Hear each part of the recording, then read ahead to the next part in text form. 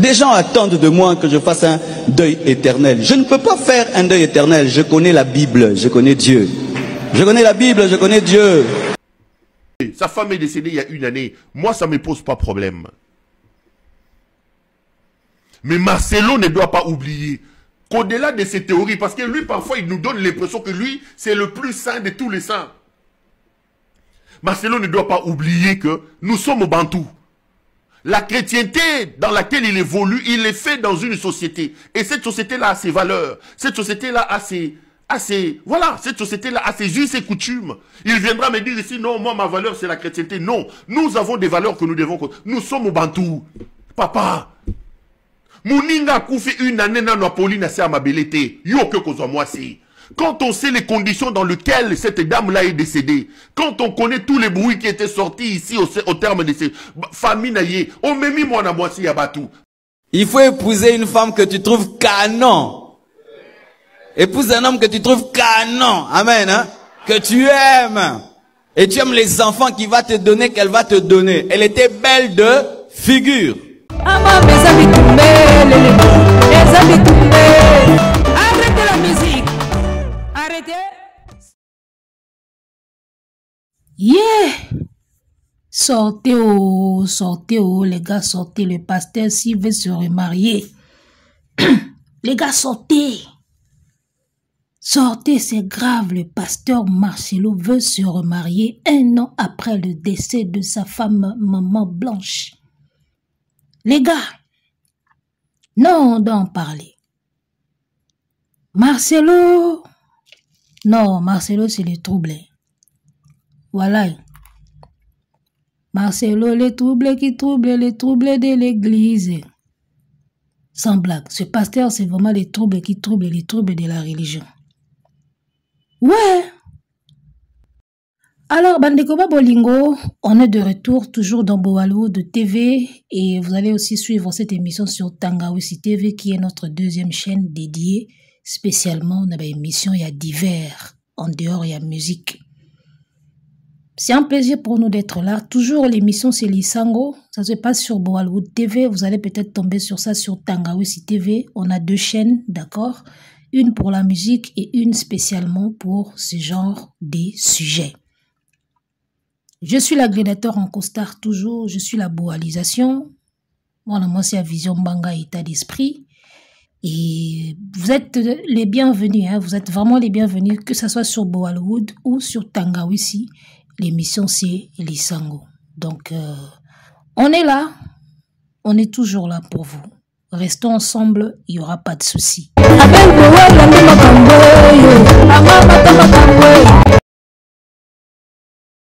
Bon, les amis, d'habitude, Boebi biso tobeta masula ndoule. Mais ce qui sujet moko d'actualité a pesé ma kassi. Ce qui sujet moko d'actualité a pesé ma kassi zawa. Et toko tika ngwe kota biso chobo boite. Parce que avina biso pe et édifia kabato. Lorsqu'on fait des émissions comme ça, des analyses et tout, et d'agape bato mususu baye bandenge nini tozomona makambo, notre façon de penser, notre façon de voir les choses et koki pe ko aider bango dans l'avenir parce que musique c'est bien, le buzz c'est bien, mais liko nango toza bato tozaka pe na ba vie privée, ba vie personnelle oyo il faut toyeba pe ko tambusango. Donc, quelque part, la vie na bisope, ils ont intéressant, surtout dans le sujet ya boy. Quand la musique était même dans le sujet ya boy, puis moi, tout na biso maïle, et qu'on participe. Alors, totali ba vidéo na début, pasteur alobi, bozela ça la jed, ça la nini célibat, ce qui deuil éternel, la rosa deuil éternel, il connaît la Bible, il connaît Dieu.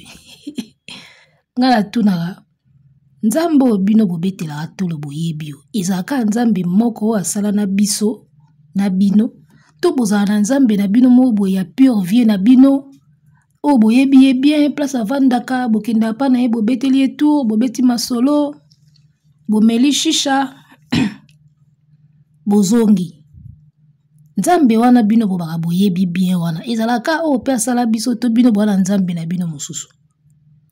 Parce que apparemment bomonaka neti bino boyebi ye mingi to ye a se révélera mingi pa na bino. Les gars, réfléchissons un peu. Nzamba sali biso tout ba humain. Ndenge moko ape biso misu matoi makolo maboko. Ape si biso cerveau to réfléchir, ape si biso tout ndenge moko. Et puis nzambango ayaka kako se révéler na eka epa na bino. Neti biso ba gladiateur boye, donc nzambe yako se révéler na epa na ngate.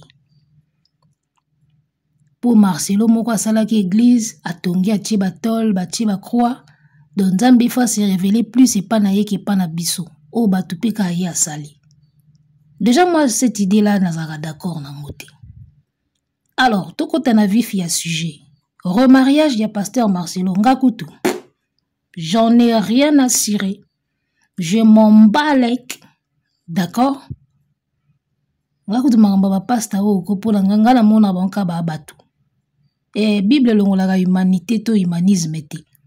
Bible aga mukanda. Bazala na banka batu neti biso. Bango siko babakisa mwa bichebe mo ba gris mo ba maele moko boye mo ebele po balela ngombongo. Bango babinde basala ba cop na bango. Ils sont pas aussi spéciaux. Nga lelo na ko ke pesa mutu na ngate pasteur acha liboko agumba melango soka sambelango. Il est qui? Yaya. Tu es qui? Donc bref, ce ka robala abala ta 10 femmes ta 3 femmes aza mutu. Loko abatutu ngala mona bango ba être mo spécialité na mona ka bango spécialité banda loti lobi. Alors j'ai bien aimé l'intervention de Pierrot Louara, je crois. Ndenga interpellé ki toza ba bantou. Tu vois, religion c'est bien, mais religion na yo ozo pratiquer yango na kati ya société oyo eza ya ba bantou. Donc, moi, ba norme moko boy. Ya ki bantu, il faut la respecter. Parce que tant que deko tika masanga ntsamba pa mama blanche, ba beti milolo, yi, batandi maputa. Ezalaki parce que chez les bantu et ça ma bongo. Alors tango alinga se remarier, na ebite ki bantu, elimwe. Elimwe. L'humain tirera toujours la couverture de son côté. Même les pasteurs, les gars. Même les pasteurs, humains bendaka couverture de son côté. Ya!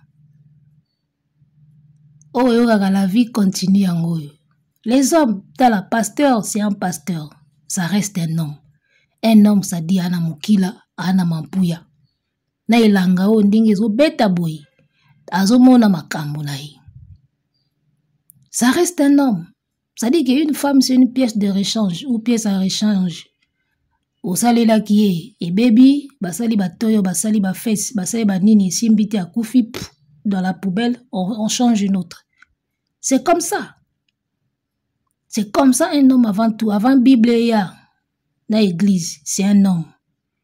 Un homme, c'est-à-dire un être humain. D'accord? De sexe masculin qui porte la barbe et qui porte un moukila. C'est ça. Et moi je dis que la plupart des problèmes des hommes, ils vont dans na moukila. Bato bazaka na mikila bato ngana na confiance na bangoti. Banoko bolimbisanga bayaya. Bayaya bolimbisanga. Bozaka na bino bien, to rappelle na besoin na bino na ba moment moko boy. Mais na conception nanga batamikila na moi égard mo envers bango. Pourquoi? Parce que je vais vous le dire les gars. Au moningana batamikila to coopéra trop. To coopéra bien parce que ngam na batamikila to coopéra bien. Mais dans l'angle où ngana batamikila to coopéra te. Quand je dis batamikila boebi, les hommes. Batamikila ngana bango nazana moi regard moko boy un peu ndenge moko envers batamikila. Pourquoi? Parce que j'estime que tout le problème entre batu, moi si mobali, couple, onini, evandaka na mukila. Ça, c'est une théorie que j'avance et je vais vous le prouver. Parce que quand j'avance une théorie, je fais tout pour le prouver. Et ceux qui n'ont prouvé théorie, on a avancé. Ils n'ont pas si pour y le contraire. Ils n'ont pas si. Il y a un internet parce que dans un système, quand j'avance une théorie, j'amène des preuves, j'amène des éléments pour prouver ma théorie. Si vous avez une théorie, vous avez prouvé. C'est difficile pour montrer sa théorie et puis à prouver que makambo est vrai. Et ils ont moi passé, c'est comme ça que j'ai réussi à avoir une grande distinction le jour de ma défense à l'Académie des Beaux-Arts. 2007. Septembre 2007. D'une certaine... voilà. C'est comme ça que j'ai réussi à faire grande distinction le jour de ma défense. Et ça a blague te loro na Sarabino. Nazalaka ngamoko. Na ba finaliste à gradua. Moi j'étais na 3e gradua. Ba finaliste à gradua. Na ba finaliste à L2. Donc na ba finaliste et tout. Muto a beta grande distinction. Ils a ngamoko n'époque. Wana boke na boza abo se renseigner. Tout est là-bas. Et Académie Ezikate, bibliothèque, tout est zakuna. Botu na mwana mwa mukusi à Belbo. Voilà, ça la grande distinction. Ba oyebi Sabino oui. Et elle était la seule. La génération Wanande Tobandoro Silisa. Ceux qui ont étudié, ils savent de quoi je parle. Donc, j'avais avancé une théorie et na bimisi ba élément pour na prouver théorie nanga na soutenir ango. Na bête en grande distinction. Et c'est comme ça que je fais avec mes analyses. Et ça passe inga son avancée théorie nanga. Na yeko prouver ango yo ya oyebisanga le contraire. Pourquoi ezalaka bongo? Parce que je suis toujours du côté de la vérité. Naïm Sakabino, ce que l'on gagne a toujours des débats à côté de la vérité. O kobando gagner no kaka. Ce que l'on a la théorie, moko mutakoya ko contredire yote. Zalaka na théorie à vérité. La vérité c'est quoi? La vérité, bon lukango atteint un dictionnaire. Hein? La vérité c'est quelque chose qu'on peut avancer et prouver. C'est tout simplement ça la vérité. Ça dit, son aibisi ok, moto ezikisaka. C'est une théorie. Na prouver que moto ezikisaka, na pelisa limite, na tio na poswa nzoto. Soko ti aite, wana théorie na ngeza mabe. Boso mona ndeto kenda nango. Moto ezikisaka. Elo ni laske moto ezikisaka. Na pelisaka koni moko a moto esali pena rouge na yesiko na tio na mupende. Soko gangi aite, wana théorie na nge tombe na mai. C'est ça la vérité. Tu dis une chose et tu viens le prouver. Alors, revenons pour te bungi sabaïdete, revenons à sujet à Batamikila. Ngana Batamikila toyoka na pena biente na bakote moboe. Pourquoi? Parce que problème nyo sowe zaka entre au couple, au libala et utaka na mukila. Na o prouver binwango. Tozui kaya vena biso quadra. Na mère Ali. Divorce et salama. Bana bakoma na guerre na papa, bakoma na guerre na mama si, boyebi ndenge ezalaka bozala na internet. Cause ya divorce ezalaki nini? Balobi vie quadra akangamaki na Kisasa akendaka poto te. Pendant ce temps mère Ali akangamaki na ye na poto ayaka ni Kisasa te. Entre temps, le vieux avait des besoins. Ozomona côté tokende. Tozo se dirigeait déjà vers Mukila. Tozo se dirigeait déjà vers Mukila. Alors, pendant ce temps, le vieux avait des besoins. Mère Ali Musika, Mutazaki pembeni nani, Moyembi. Boyebi. Moyembi azalaki pembeni ave. Excusez, moi grippe ezobeta, toani langa. Moyembi, maman na biso mongongo azalaki pembeni ave. Boyebi ka systématique ndenge leka, via koya kate, akoya na Moyembi. Mère pekuna, iko ekoma te, iko ekoma. Wana lisolo oyo biso, toyoka au moins ke baza na makam na bango mosusu. Mais lisolo oyo toyoka ekenda boy. Alors, posons-nous maintenant les questions. Eh, ni na boy sans effet, boka nga vwana loba makambo te. Pasteur Marcelo, keba na yo. Keba na onga mona guru donc mambo ekota ngate. Biso taba tabsom. O liango pena donc o kamwa. Alors, Mère Ali na poto, vieux quadre na Kisasa, chacun des deux côtés avait des besoins. Père akoki ba besoin na ye ko supporter te, akoya na moyembi. Ozomona nde to kende, batamikila. Alors, selon masolo kandenge toyoka, tango vieux quadre akoyi na moyembi, mère kuna pe ba eko ekomi. Mère pe bandi bazua ka bibi kande ezalaka. Toko kabwana pe, toko kabwana, on va divorcer. Ti yaki kokoma na divorce. Nandenge pe tomona lelo mama si akoma grand prêtre mère ya mibali. Alors que bayembelaka biso déjà grand prêtre mère oza bolingo.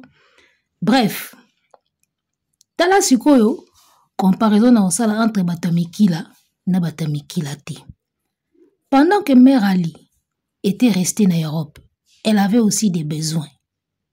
En tout cas, ce qu'elle n'a pas besoin de l'obaza ours, elle aussi, elle avait des besoins. Pendant que Vieux Quadra aussi était resté à Kin, elle aussi, elle avait des besoins. Maman Sipé dans son coin, elle avait aussi des besoins. Maintenant, regardez comment chacun gère ses besoins. C'est là où vous verrez qu'il batami qui là, ta confiance te. Mère Ali na poto a géré ba besoin na ye, ndinga géraki. Peut-être kazaki pe na mutu. Peut-être kazaki pe na ba petit. Ba playboy. Mais toyeba te. Siko tala Vieux Quadra côté tikalaki avec des besoins. Tala eloko yeko sala. Moyembi mwana yaki musala ekomingi ngingo. Ozomona. C'est-à-dire que on est tous humains. On a tous de besoins. Mais le plus grand problème, c'est que comment tu gères tes besoins. La gestion des besoins. Ozomona côté batamikila ngana bango toyo kanate. La gestion des besoins. Oya zeka na poto ape na ba besoin. O pesa ye koto ape na ba besoin. Mais tala siko ndenge muta gérer ba besoin na ye. Mère côté azalaki, soka yoki ba besoin na ye, a préféré atia glace. Père côté atikalaki, ye soka yoki besoin, a préféré à gâcher un mariage, ou yebotaki déjà bana bastar, a préféré à diminuer valeur. Il y a première dame que tout le monde connaissait sous le nom de la femme à Viennae. A préféré à Kitisa, cette grande dame là, na rang, ya kozulaye mbanda, ya mwana musala. Ozomona nde batamikila ba gérera. Ba besoin na bango. C'est-à-dire que nous tous on a des besoins. Mais la gestion des besoins là, ba kenda nango trop terre à terre. C'est-à-dire que mukila wana kabo mona kawana soki ya 7 cm wana. Oizaka na katikati ya pantalon. Omeka mukila wana ya 7 cm. À cause de ces mukila là, bakoki kolongola yo valeur nyonso o construisa depuis 80% ya valeur o aussi o construisa sur toi. Napesi exemple. Prenons l'exemple d'une jeune femme normale. Atangi ba classe na ye, azui ba éducation na ye ya bien na famille na ye. Ami komisi moto na société, aibo luka mwa mbongo na ye, mwa sakame na ye zanga kiloko te. Ami créer les personnalités na ye moko boye na société. C'est-à-dire na mboka na société, tozo moni déjà moto. Azolo ba bien, aosala ba faire na ye, azana mwa dignité na ye. C'est-à-dire otongi déjà 80% ya fierté na yo moko boye na société. Si ko tale loko muta mukila koya osala yo e. Kana mukila na ye wana ya 7 cm wana.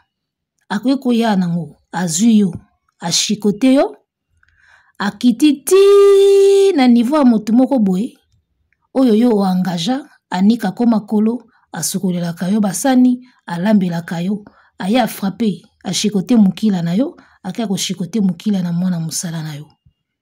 Donc, valeur nyonso ya kibomoto tongaki pendant jeunesse na yo, otongaki pendant ki pona za moto na société na fierté nyonso tongi. Yaya, bako buku yango na butu moko na mukila mo ya 7 cm. Eloko vie quadra sala na mère alia. O gâché mariage oye botaki bana ya bastar oye si kendaki sango oye kotaki na badiske pona mukila moko ya 7 cm. Musala moko esalaka ya 15-20 minutes. Nebte so tozokoma. Yao nazoloba ngana batamikila. Tozara na même longueur d'onde te. E bakawana eza ebele. Na ba pays nyonso mukili so oki okuta bakawana. Wana kaya ve na biso quadra. Tozongi siko na kaya pasteur na biso. Soki pene ya solo nde babaka mwasi na kufa na BBL. Eloko nini ekoyeko tinda mutu apia mbongo mutu akende kosala BBL soki mukila te. Bozomona ke nyonso ezovanda kaka na mukila. Tozozonga kaka na mukila. Eloko nini ekoki kotinda mutu azwi mbongo, azwi mwasi, oya bala na mbongo, oya boteli ebana, asa na famille, ana bandeko. Atiki papa, atiki mama, atiki ba sœur, atiki bana, akangi bisaka, azwi avion. Ake na mboka moko bo akoti na chambre moko boye, ba finiki yedra. Bobo banda kosala ye BBL. Eloko nini ekoki kopousse moto atinda moto bongo soki mukila te.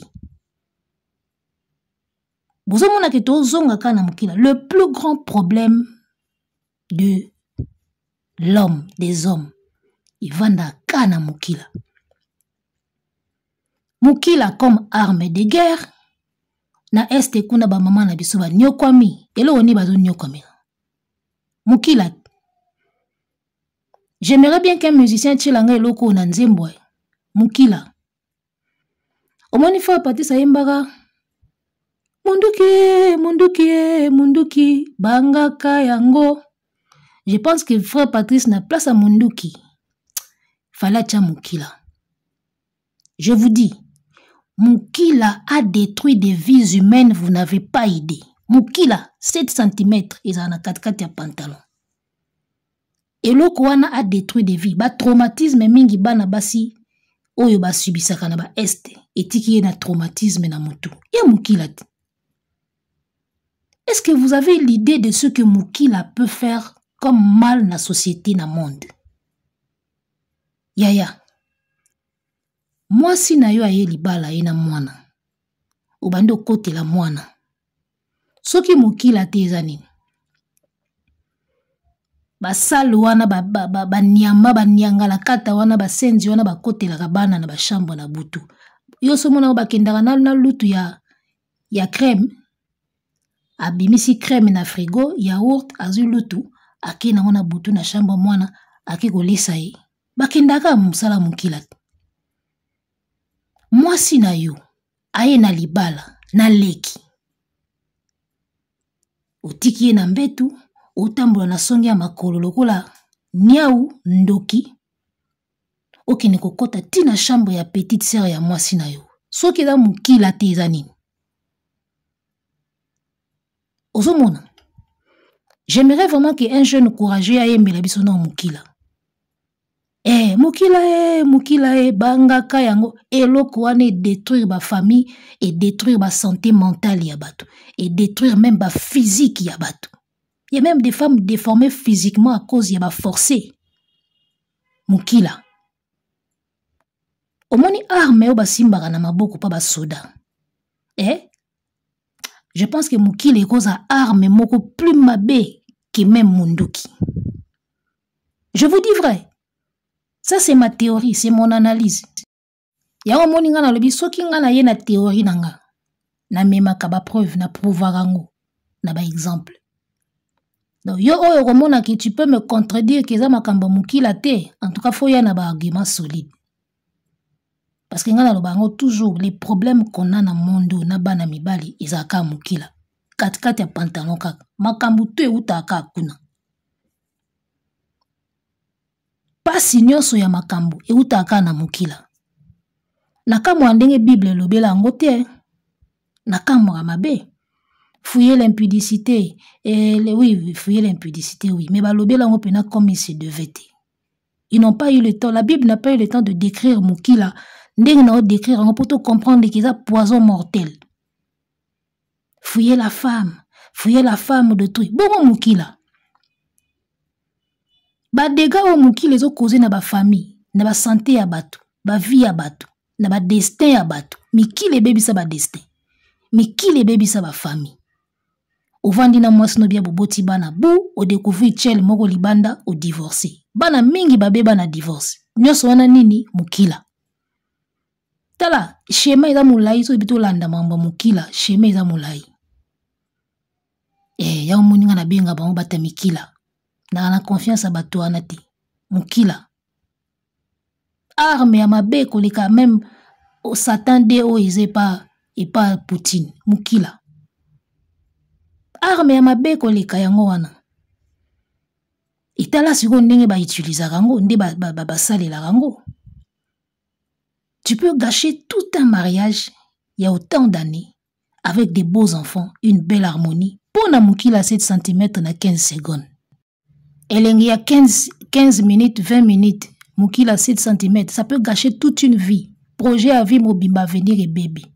15 minutes, 20 minutes. Mukila 7 cm. Et comme ça vient moto mobimba par terre. Ozumon. Omoni ngapona lingana ka ndule. Mais so dobe penana bandu fungola ba sujet mususu na chaîne awa. Neso bate belé ba se retrouver sous terre.